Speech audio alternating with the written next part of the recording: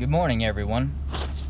I was wanting to do a video for a while on a diamond level guild battleground, and this video is largely for lower level players wanting to see what happens on a high level battleground and how different it is from maybe the silver or gold level, particularly the lower level of the gold level, how things change as you progress up.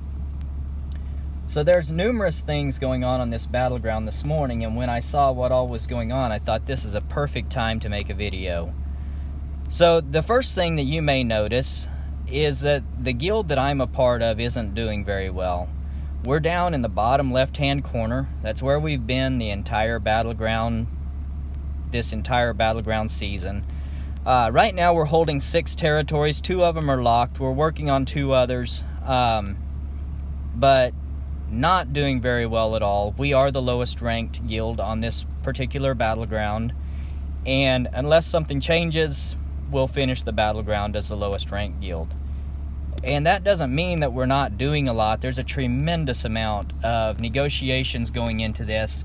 I have been personally doing at around 18 to 20 negotiations a day, sometimes adding some battles on top of that, and I am ranked number 10 in the guild for the amount that I've put into it. Some of them have put far more than what I have, and there's many others that are right behind me in what they're putting into this. But what I wanted to point out is what's going on here with 2 of the guilds this morning. So the yellow that you see here, their guild name, it's easiest to just call them Chaos. I've tried to figure out exactly what their name is there, but it's in a weird font and it's hard to actually see. So I just call them Chaos. And then there's this light blue guild. They are Death Dealers. And there's something going on with Chaos and Death Dealers this morning. I am suspicious that they are working together on this deal.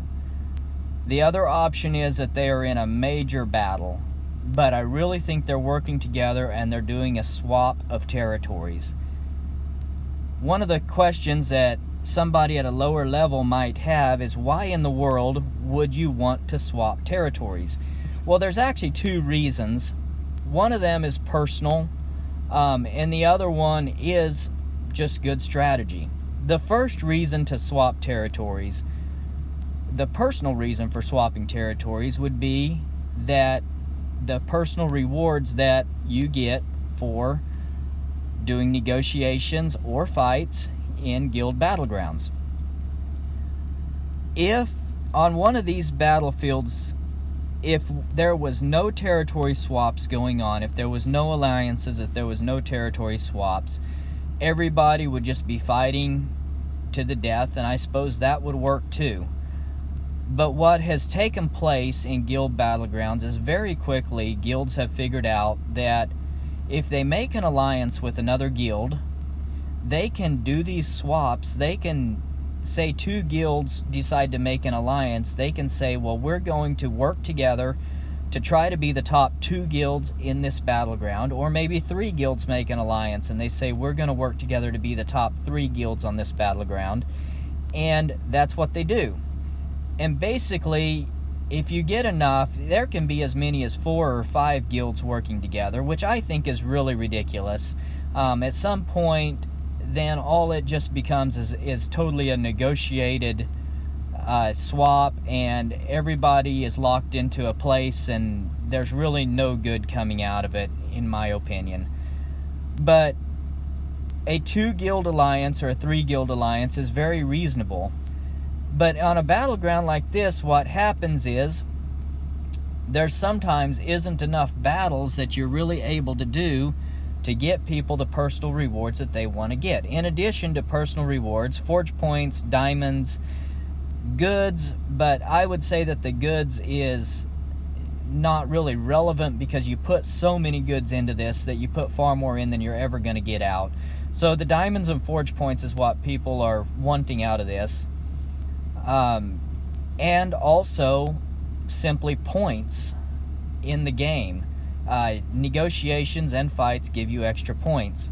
So many of these players they want to get in lots of negotiations, they want to get in lots of fights. They're basically trading their goods for forge points, diamonds, and additional points in the game.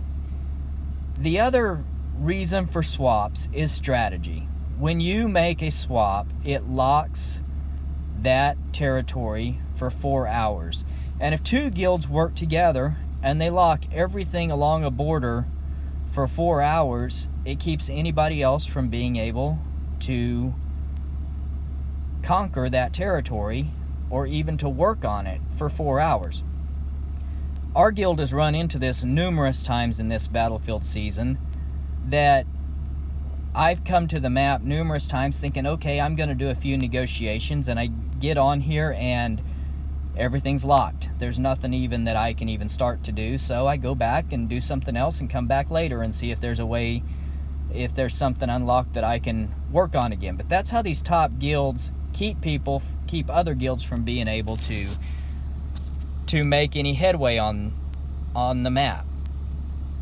So if this is a swap going on, it's an extremely complicated swap, but I can see how it could work, and that's really what I think is going on. The reason I think that's what's going on is because both of those two guilds have so many territories built up to where, you know, this one here is 15 points from being done, so 8 negotiations would have it done.